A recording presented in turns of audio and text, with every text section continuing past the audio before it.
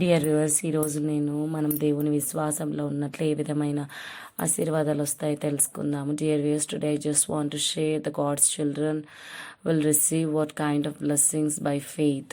యోహాను సువార్త 7వ అధ్యాయము 38-39 వచనం. నా యందు విశ్వాసం ఉంచువాడెవడో లేఖనము చెప్పినట్టు వాని కడుపులో నుండి జీవజల నదులు పారునని బిగ్గరగా చెప్పెను. తన యందు విశ్వాసం ఉంచువాడు పొందబో ఆత్మను గూర్చి ఆయన ఈ మాట చెప్పెను.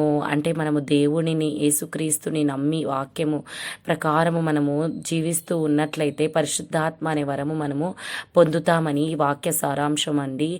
John chapter 7, 38 and 39th verse, He that believeth on me, as the scripture hath said, out of his belly shall flows rivers of living water. But this spake he of the Spirit, which they that believe on him should receive. In this verse we observe that who the children of God believe in Jesus Christ and follow the word of God and believes the word of God will receive the Holy Spirit in them, that will not be taken away from them all their life. Let God helps us to live a life in faith. ఆ పరిశుద్ధాత్మ అనేది మనం జీవించినంత కాలము కూడా మన యుద్ధ నుండి ఎవరు తీసుకుపోలేని ఆశీర్వాదము. దేవుడు మనము ఆ విధంగా జీవించేందుకు సహాయము చేయునుగాక. Thank you.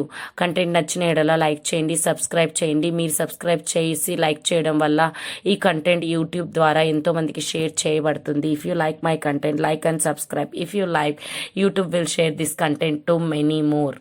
Thank you.